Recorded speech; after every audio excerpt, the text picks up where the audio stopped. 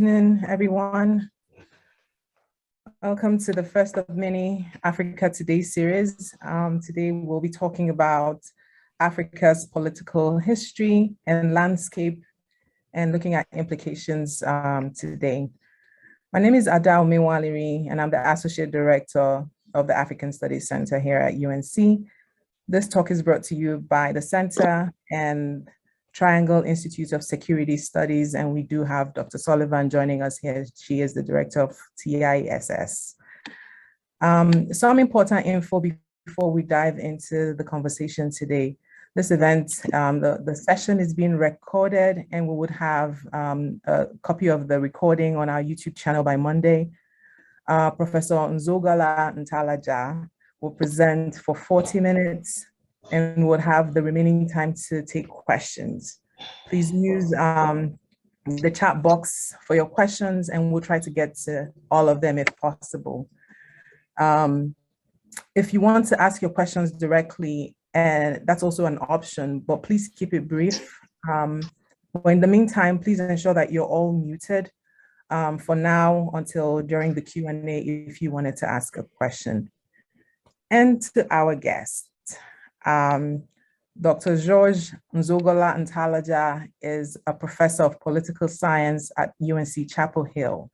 He's also professor of African and Global Studies with primary affiliation with the Department of African American, and Diaspora Studies here at UNC as well. He's also an adjunct professor in the Curriculum of Global Studies program, also here at UNC. A few months ago, Dr. Nzongola-Ntalaja accepted a diplomatic appointment as the Congolese ambassador to the US, and he's also the permanent representative of the DRC to the United Nations in New York. Welcome, Prof, and thank you for honoring our invitation. I'm going to hand over the mic to you so that you can go ahead and share your presentation with us. You're currently muted. So we can't hear you. Still muted? Here is unmuted. Thanks, Ada, for your introduction and for inviting me, and thanks to Vicky Rovin and the other director for the job you are doing in pushing the agenda of the center forward. This is a very important center, and which we are very, very proud, and we like to see you continue in organizing excellent programs, such as the language programs and others. Two corrections on your introduction. I'm not a professor of political science. I don't think the political science department would, would like me. I'm a professor of African American and global, and diaspora studies, but I'm also a adjunct in the curriculum and global studies. That's why I say I'm professor of African and global studies. Secondly, I'm not the ambassador to the United States. I'm ambassador to the United Nations. We have two ambassadors in the US, as we do in most countries, one for the country, where we do have a UN, like in Geneva and Switzerland, we have two ambassadors also, one for the country and one for the United Nations. So I'm the ambassador to the United Nations in New York. My talk will be very brief because I would prefer more discussion, but I'm going to give the background to what my thoughts are concerning Africa's political history and landscape. Oh, by the way, I didn't give my regrets to fans of the Tar Heels. It was shocking that they would lose after having led in the first half. Anyway, here is my talk. I've been asked to talk about African political history and landscape implications today. Discussion is meant to focus on the role of institutions, ongoing violence, and general thoughts on what can be done for a better future.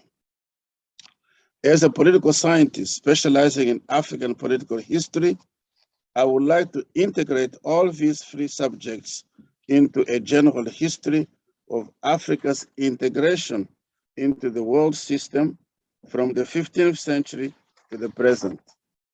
For we cannot understand Africa today without situating it in a capitalist world system from mercantilism in the 15th century to the liberal globalization of the 21st century. My introduction to this topic is taken from the best course I have taught at Carolina, AAAD 212-01, Africa in a Global System. This is a course I've always had a good turnout of students, for which I have written a whole book outline entitled Nzongola Manual. This course is summarized in two parts. One, Africa's integration in a global system from the transatlantic slave trade to colonialism, and two, systematic looting and poverty in post-colonial Africa.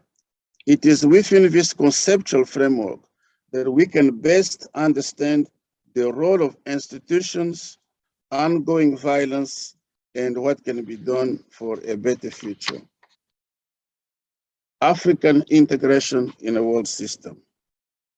The historian Frederick Cooper, who was a great historian of Africa, in his book, Africa in the World, Africa in the World, Capitalism, Empire, Nation State, published in 2014 by Harvard University Press, Cooper provides a very useful background to connections and disconnections of Africa regarding the rest of the world.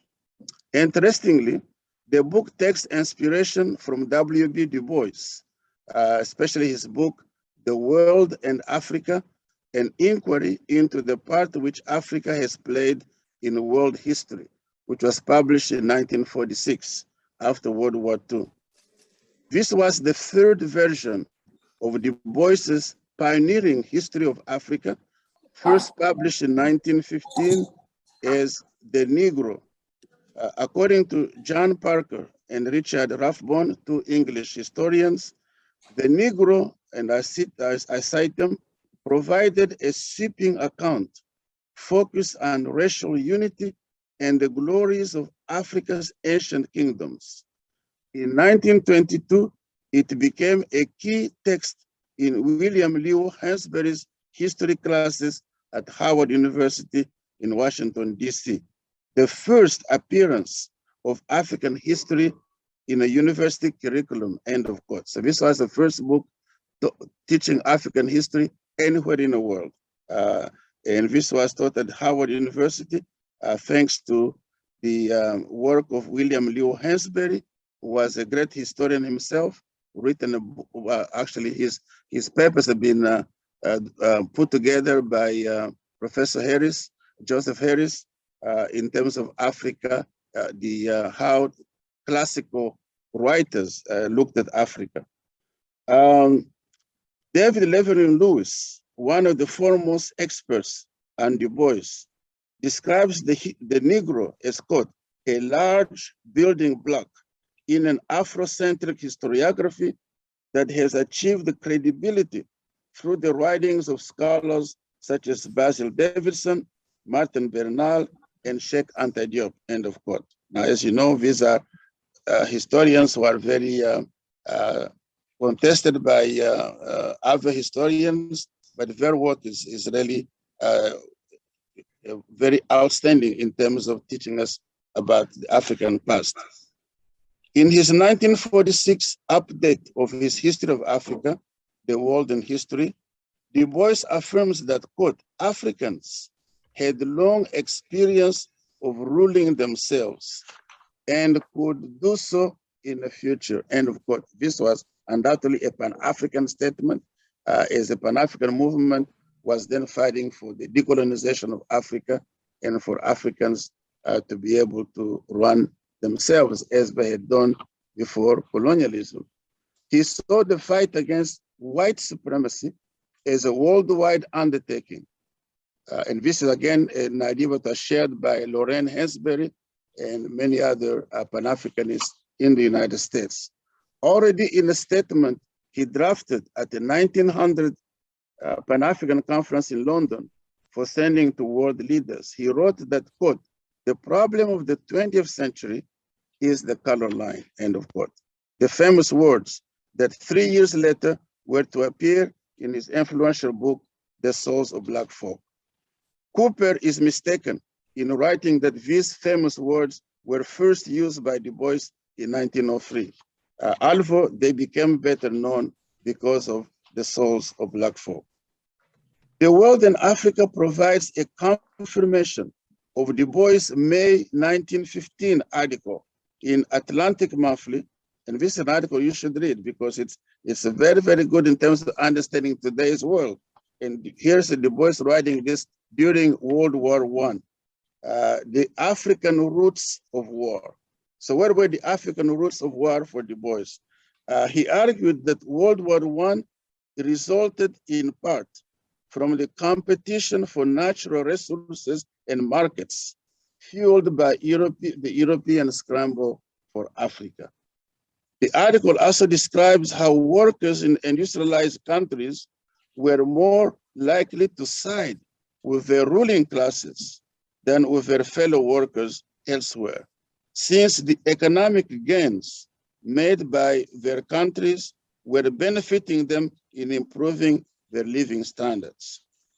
Because of these gains, there were now a labor aristocracy. Very interestingly, many people thought it was this was a concept mostly associated with Lenin, V.I. Lenin, but again, Du Bois wrote this in 1915, and I think Lenin's concept came up somewhere around the same time or even a bit later.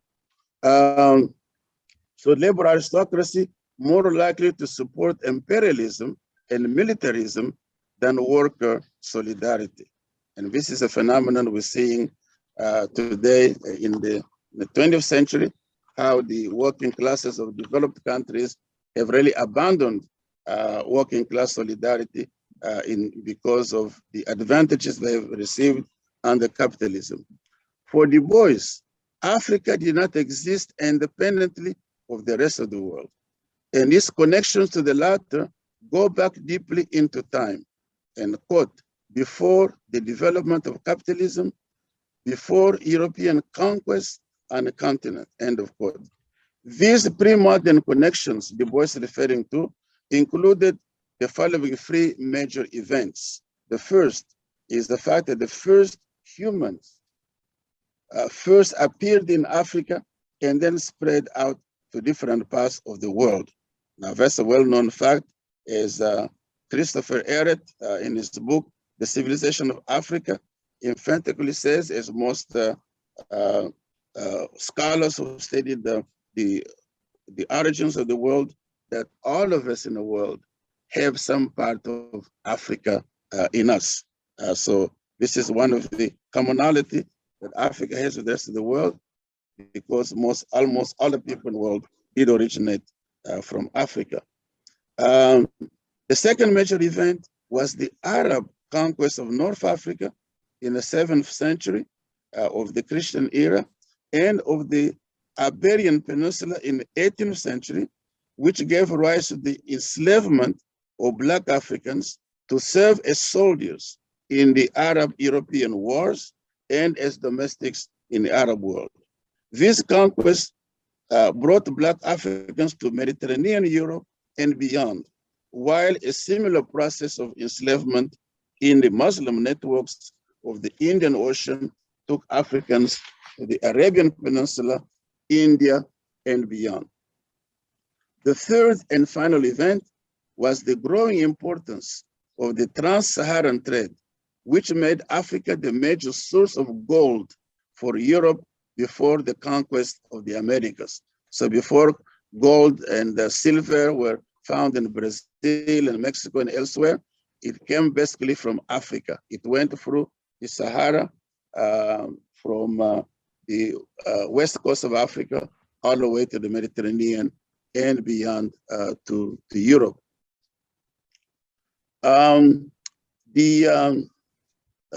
These developments in this area of the Sahel, the area of West Africa and the North Africa, did provide tremendous developments in Islamic scholarship and state building in West Africa to make intellectual centers like Timbuktu in today's Mali and strong empires like Ghana, Mali, and Songhai known outside the African continent.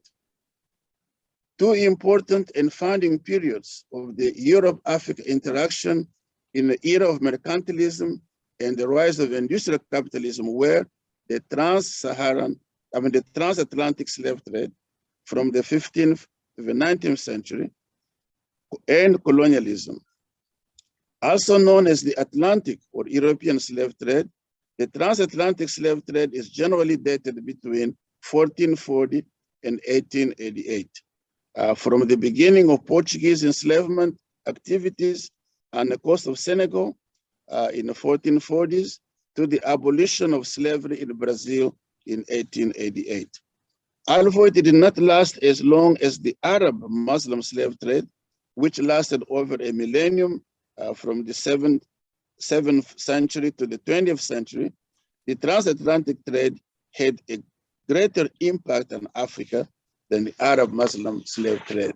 Why? Because of its association with capitalism. Colonialism, likewise, lasted less than 80 years in most of African countries, but it left an undeniable legacy in Africa's economic, political, social, and cultural spheres. 60 years after 1960, which is known as the Year of Africa, because 17 African countries became independent that year, Africa's brilliant thinkers continue to call upon the continent to fully achieve its mental decolonization. Most Africa specialists today attribute this call to the world-renowned Kenyan writer Ngugi wa Thiong'o, since they are not aware of the fact that Auguste Mabika Kalanda, a Congolese intellectual, published a book on the whole subject in 1967 in Brussels, entitled La remise en question base d'une décolonisation mentale, the calling into question basis of mental decolonization. Imperialism and racism combined to strengthen the European idea of Africa and Black Africa in particular as the other. This manifested itself not only in the racist denials of Africa as an integral part of the modern world and of its contribution to world civilization, but also in European perception of Africa as a place of failure, abject poverty, and all kinds of negative things. To be closer to Europe than to the Bilad as-Sudan, or the lands of the Blacks in Arabic, the Arab world also chose to consider the latter as the other. Blackness then, for both Europeans and the Arabs, came to be identified with darkness, backwardness, and therefore enslavement and being dominated. There are places in Africa, even up to today, Mauritania, for example, Darfur region of Sudan, for another example, where Blacks are still being called slaves. This racist vision of Africa helped to rationalize and justify slavery, colonial exploitation, and the treatment of Africa as a second-class member of the world community. The colonialists did their best to plunder Africa of its wealth and are currently using the international financial institutions to continue their domination of Africa by less brutal, but nevertheless sufficient means to retain control of the world system. Systematic looting and poverty in post-colonial Africa. Because of enormous wealth in natural resources, Africa continues to be subjected to excessive exploitation, as shown in films such as Stealing Africa, How Much Profit is Fair, Why Poverty, which is based on the mining business of Glencore, a Swiss-based corporation in Zambia.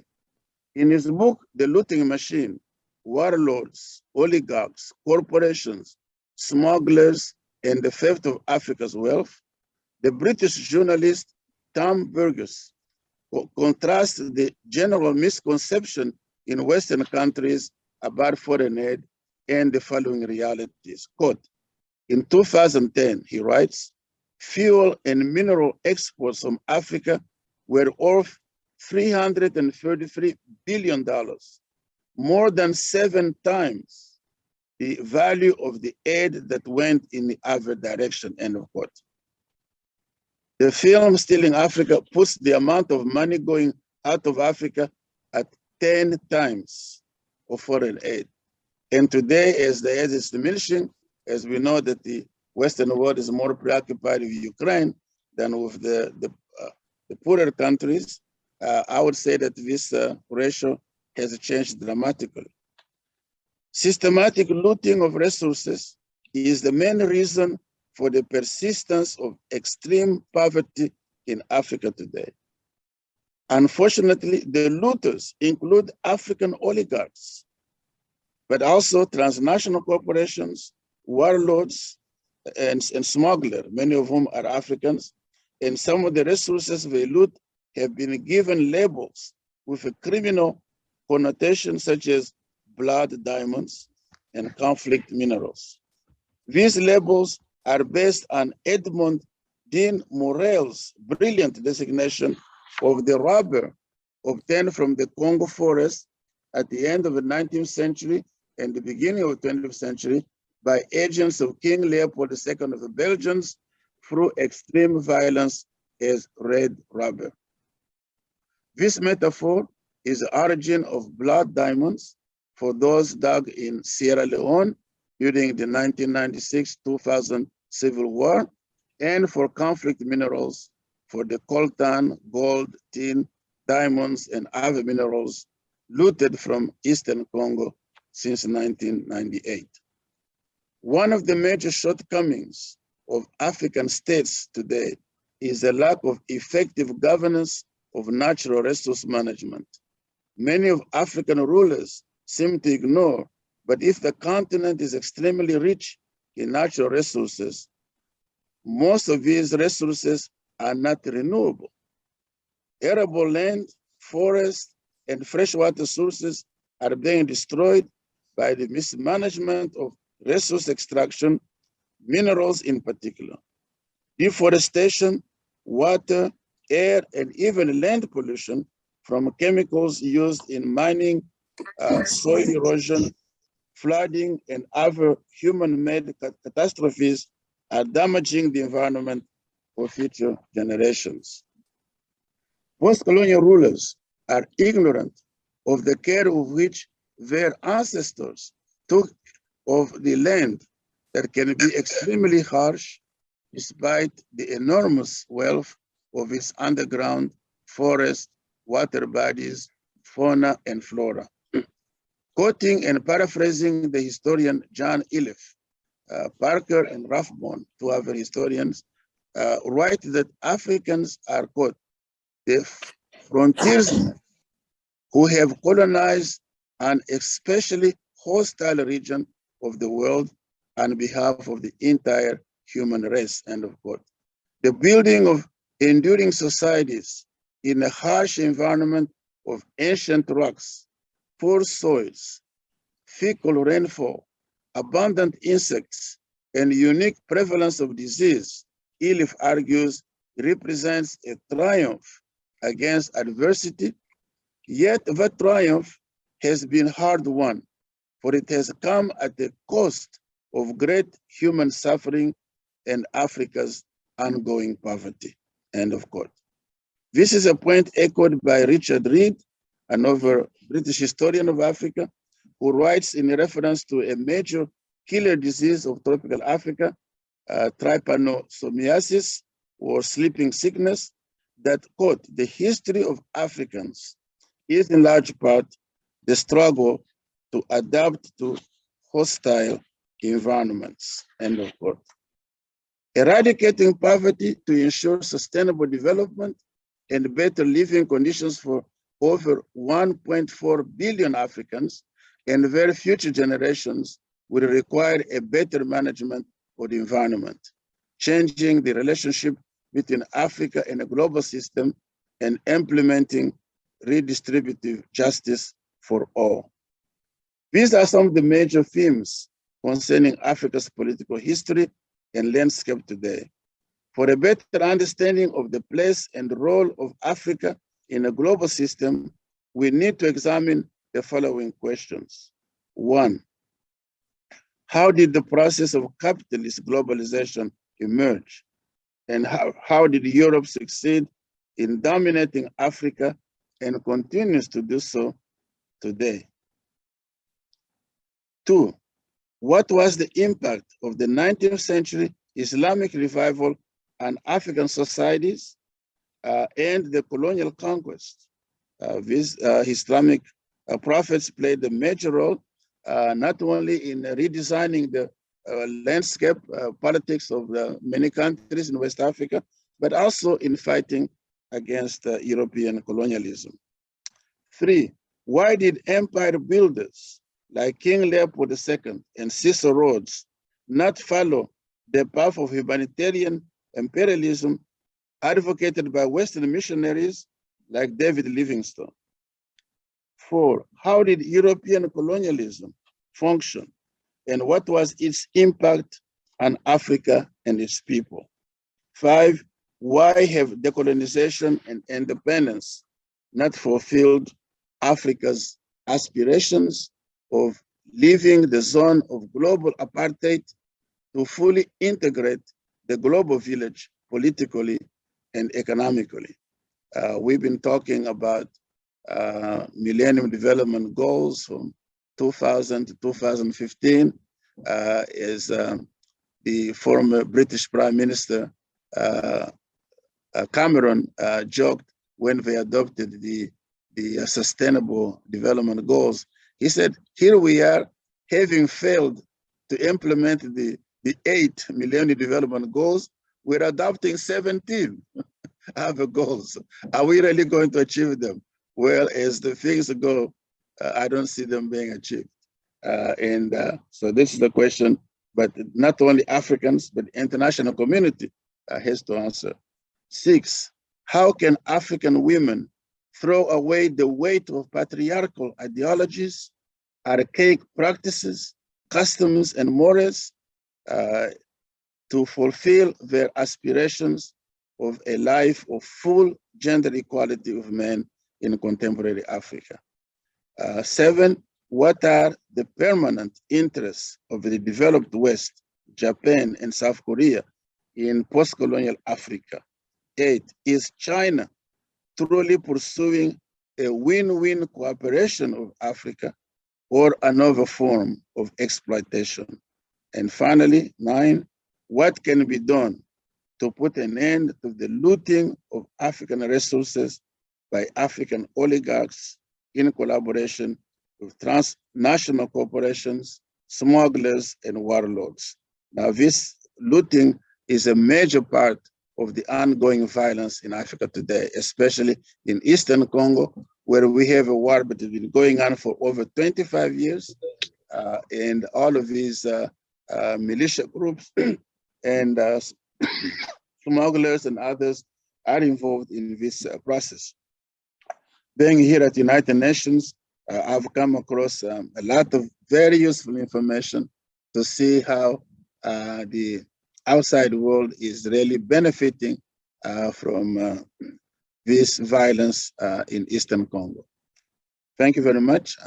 Be glad to engage in debate and discussion right now. Thank you, thank you. And thank you for the correction when I introduced you wrongly. I appreciate, I know how important it is to be clear about titles. We do have a question in the chat box, and we have Vicky raised her hands. Vicky, I'm going to get to you after we take Kate's question. And her question is,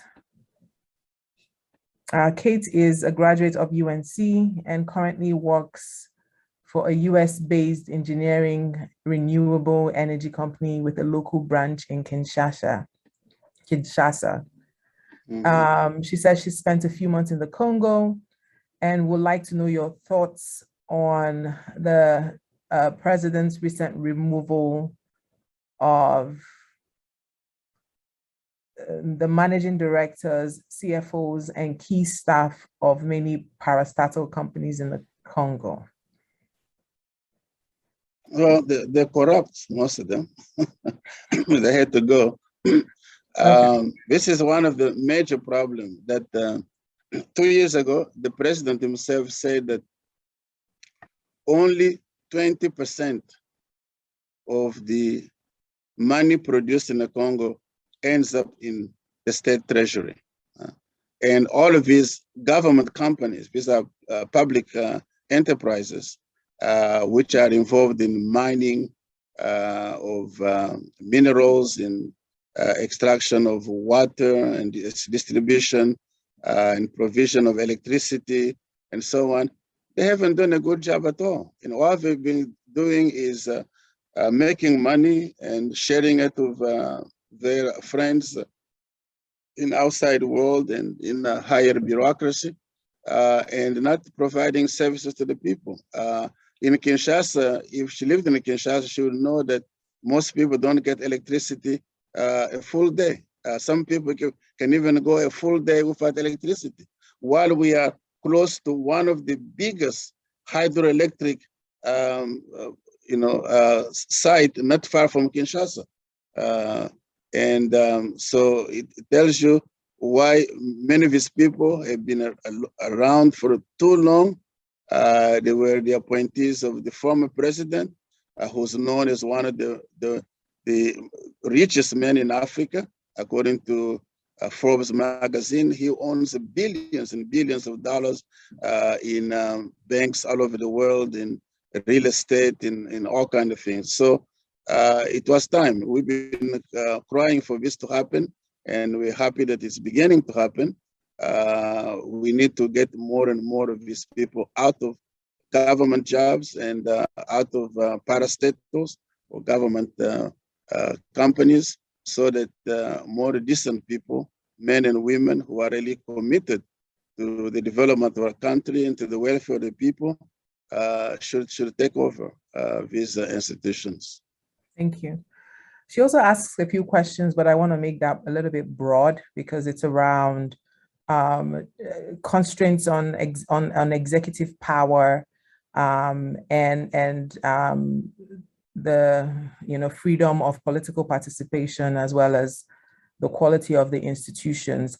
Like, how do you, making it broad across Africa, what are your thoughts on the effectiveness of the checks and balances within public institutions in Africa? And maybe if there are some carry forwards from colonial leftovers that feed into the quality of our institutions, as well as the constraints and the checks and balances on our executive. Yes, a major problem we have is that we haven't really resolved the question of what kind of political system we want in our countries. We have a few monarchies, two of them which seem to be running quite well, Morocco and Lesotho, but what is them, Equazini, or whatever the name of the country used to be Swaziland. It's a mess.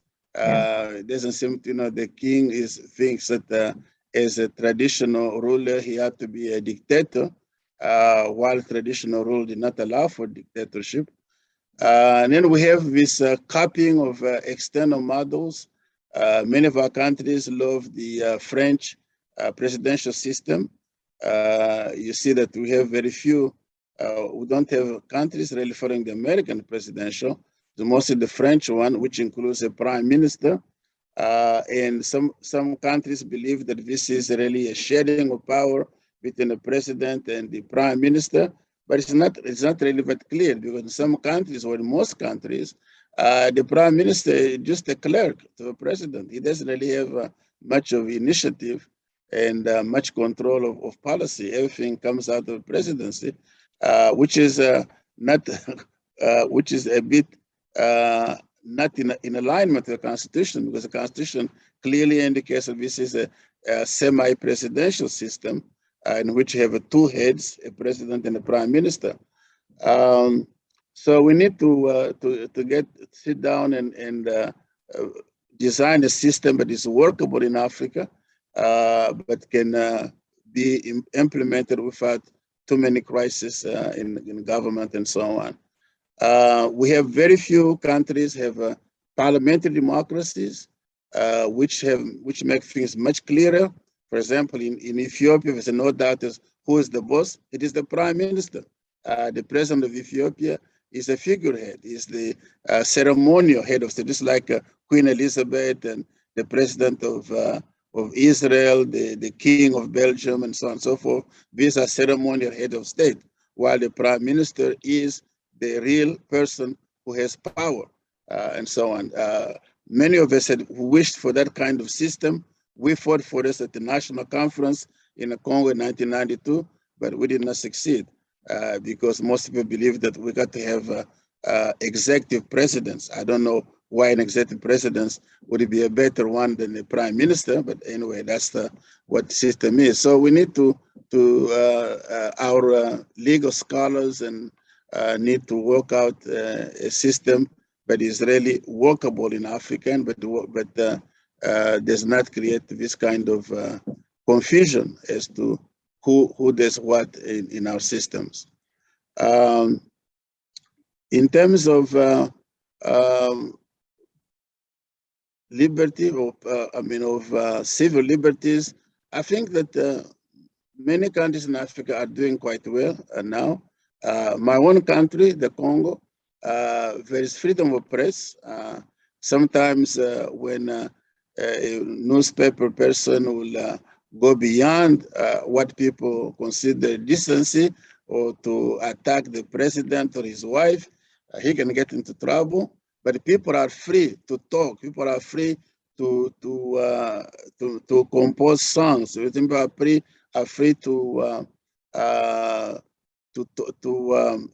publish what they want to say and so on, without being punished for exercising the right to free speech. So we hope that that will continue, and that there will not be too much restraint on people's right to express themselves. Thank you. I'm going to get to other questions, but first let me allow Samuel has his hand raised. Sam, please unmute yourself. Yeah, thank you so much, Mr. Ambassador, for your wonderful presentation. My name is Samuel Garanga Akau. I'm from South Sudan originally. And I was intrigued by your presentation from the beginning, the different ideologies about the, especially with Du Bois and Washington Booker. Mm-hmm. I think so I studied literature during my undergraduate studies, Okay. and they were very inspirational in terms of the different debates and how they see things, and actually contextualizing some of the things. And I think like one of the arguments that Booker Washington was making is that, economic empowerment for the people. Mm-hmm. Versus Du Bois was, right, and I see where Du Bois is coming from. It's just that, from the history of slavery and all of that, it's not just about work and mechanics and all of that, but it's also about intellectualism. And we also need to produce people who are intellectuals, right, who can be the thought leaders and lead, not just like in terms of vocational training and all of that. But I think like if you look at both sides of the arguments, they are both complex, and I think they make sense. And I think when you talk towards the end of your presentation about Africa, European empires and all of that have gone, but Africa still remains where it is right now. We're still suffering. Our resources are being taken, right? Our resources are being taken out of, and I think like you spoke about the governance, which is a very important aspect of why, like, if we have to look at this, governance is very important. But I think in terms of the economic empowerment of the Africans themselves, and how do we use the governance, right, to empower our people? You talk about the women, you talk about these different groups within Africa. How do we use a collective governance system that empowers our people so that they become economically strong, right? So that like the issues of the resources, right, that are being extracted by others. Sure. But what is the role, like, is, in your opinion, is there a role that African governance, or I mean like African leaders, can play? Because we are independent countries, and is there a role that we can play so that all these transnational corporations that are coming in to exploit these resources, what is it that we can do as African countries? I know Africa is not an isolated continent, and it's based on the history and some of those impact. But where can Africa really stand for itself? And so that like some of these historical things are not excuses, but like, what can we do to really control our resources? Because I think that's important. And yes, unless you control your resources, then all else it's difficult. Yes. How can I reply to the second question? The first one, your comment, I'd have no problem with your comment concerning the differences between Du Bois and Booker Washington. Both of them did do a very good job in terms of defending the interests of African American people and also Africans. Booker T. Washington was a co-chair of the famous American writer from Massachusetts, what's his name again?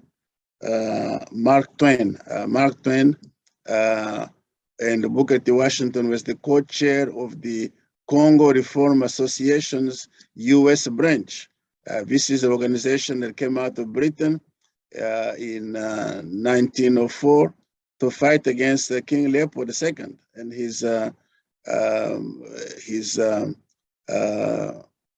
some people call it genocide. It's not really genocide in the UN definition, but atrocities created in the Congo, which some demographers put up to over 10 million people died in this red rubber system. So both of them had good ideas, and I think that the idea of training people for jobs, which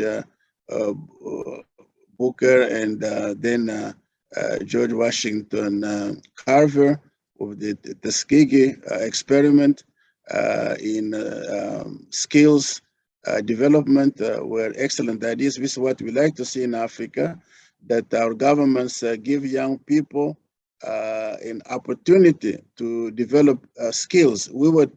We came out, especially people my generation, with the idea that you go to school, to become an educated person, and your job, your place is in an office somewhere. You have to have you have to be a teacher or a medical specialist or a government official. But you know, we know that there are many other skills that people can use to become prosperous and so on. So we need to have, we have one of the major problems in Africa is the large number of unemployed young people. You see them all over, whether it's in Cotonou or in Lagos or in Kinshasa or any other city. You have young people who have even finished university, have a college degree, can't find a job, and they have to find a motorcycle to provide taxi services on a motorcycle. You know, it's simply not good when it's, and this is one of the things that leads to young people going into these militia groups, going into the artisanal mining of minerals to make ends meet or to enrich themselves, while they can get a good skills, they can get good employment, and we can create entrepreneurs in Africa. We don't have to always go to Europe and America and Asia to have investors come to our countries. We can have them. We can have our own national investors or African investors, and we're seeing that developing in a number of African countries. And this is something that we really need to do, so we can diminish the role of the external control of our countries. We have, for example, now in the mining industry, I just read a report from the US Treasury indicating that 90% of diamonds exported to the outside world from Uganda and Rwanda come from the Congo, 90%. And the Congo gets nothing out of those minerals. They get very little, and they go to benefit Rwanda, Uganda, and their external partners. So these are some of the things we need to stop. Thank you, Prof. I'm going to go to Ricardo, but before that, Nikki had asked for a book list of the references, I think, that you referred to in your presentation. So a short list of the book titles you mentioned. Well, I can send you my paper. Yeah, I'll send it, and it's going to be included in our newsletter that goes out on Monday, including the link to the recording. So if you aren't signed up to our newsletter, please sign up. You can find the link on our website. Ricardo, please unmute yourself. Well, thank you very much. It's a pleasure, and I appreciate you, Mr. Ambassador, for your comments and the great information that you've imparted with us, especially about Du Bois and Booker T. Washington and their great influences almost 100 years ago. And it's amazing that we're still in this situation that we're in now with Africa. I agree with Samuel and his, and also your point as well, on the importance of Africa managing its own resources and its natural, especially natural resources. I lived in Africa for many years and worked in several parts of Africa with government and non-government organizations. And I have seen some of the best of Africa, and I've seen some of the worst of Africa. In Tanzania, I started out as a Peace Corps volunteer in 1979 under Julius Nyerere. Now, Mwalimu had such an opinion of his people that he obviously wanted to build up the nation, build up the people in the villages. The Ujamaa is what it was called, as you may recall. This concept, in my personal opinion, I thought it was great. Obviously, the West and many other countries did not think it was great.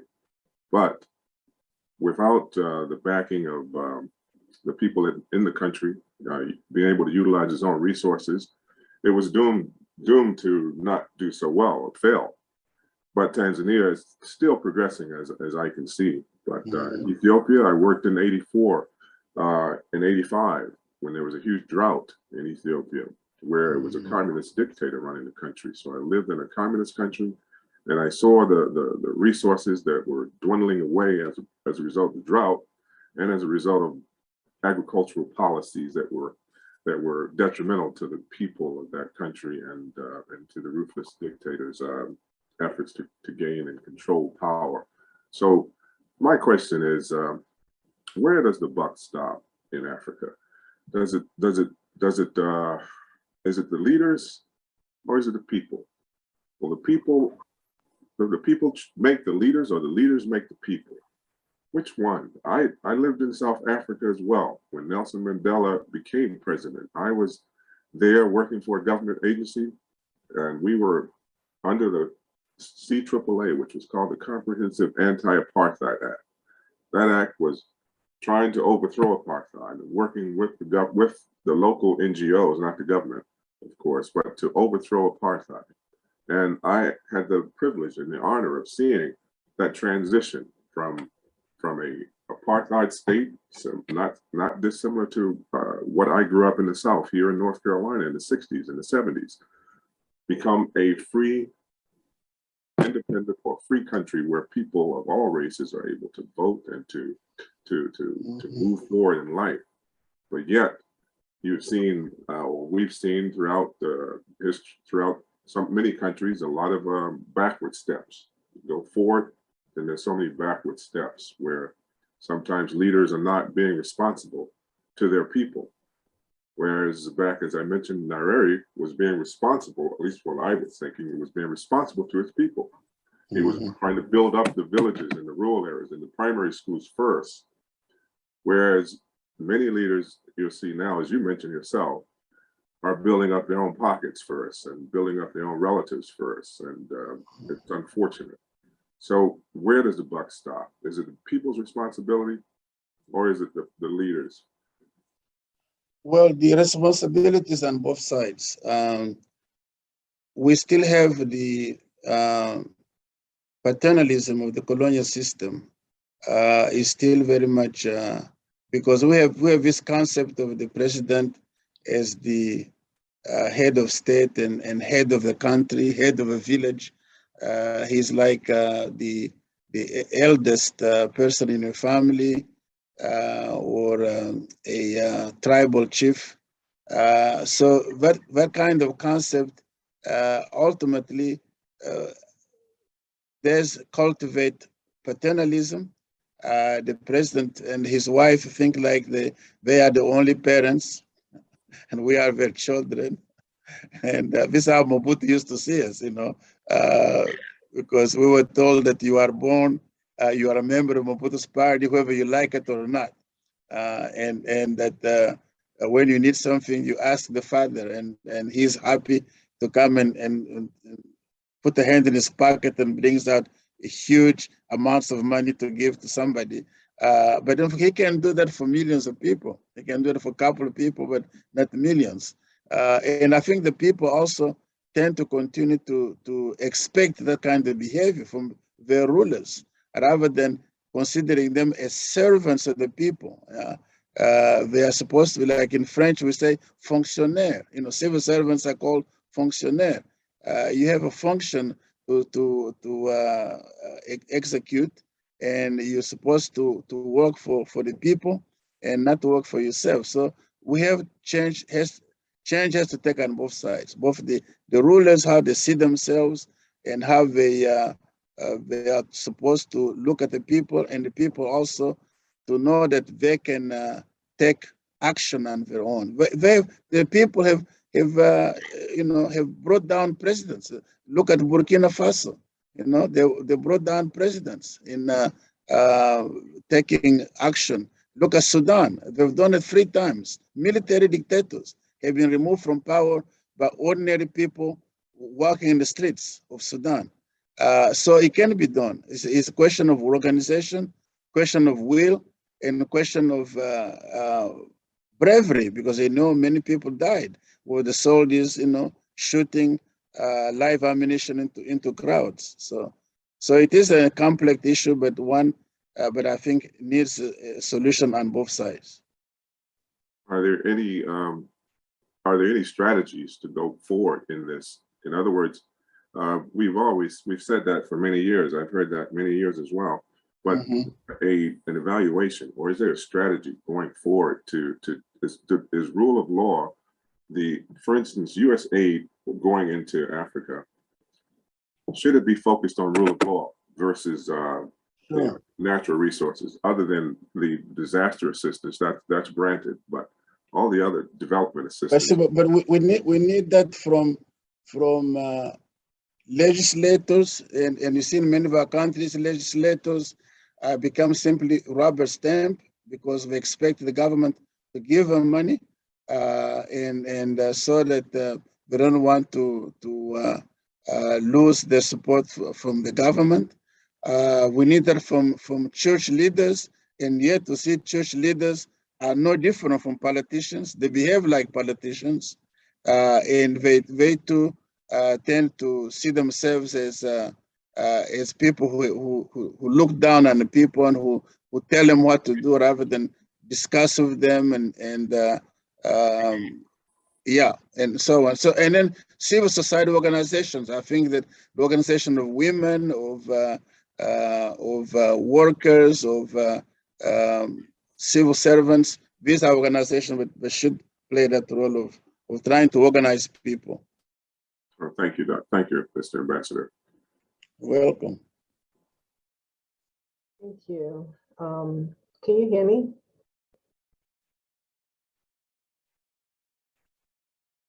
Can you hear me? I hear you, yeah. Yeah, I had to switch computers because my laptop is dying.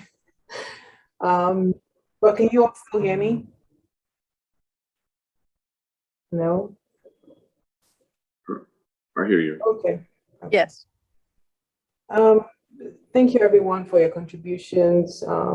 Thank you for the questions.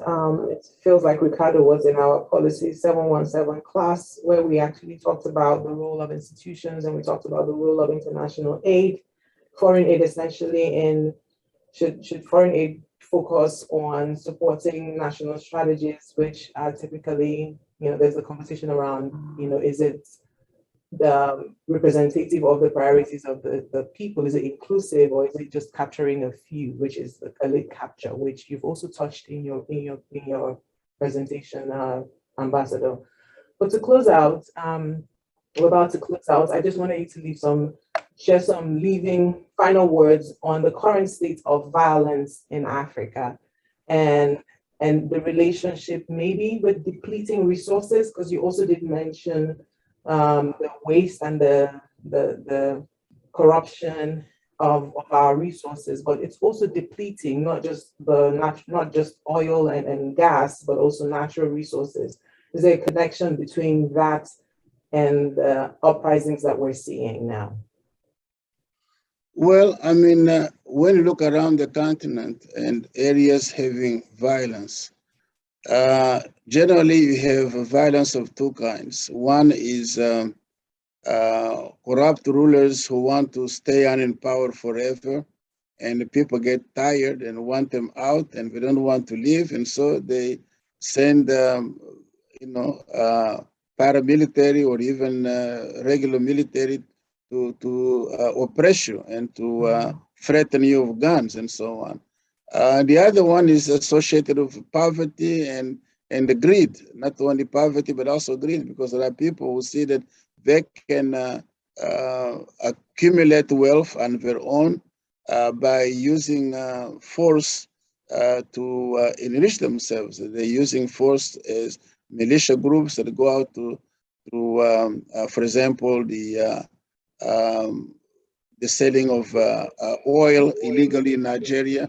You see on the Delta how people, organized people, began out as representing people who are in bad shape or neglected by the government, and ending up doing nothing but becoming big merchants who bring in oil to ships waiting up in the ocean to get it, and so on. So you see a lot of violence coming out of people trying to enrich themselves, and then the poor people trying just to get jobs, to earn some to make ends meet. So these questions of poverty and the rule of law, as someone mentioned, are very, very important, because these are the issues that no respect for people's right to a decent livelihood, no respect to people's right to equal justice, no respect to people's right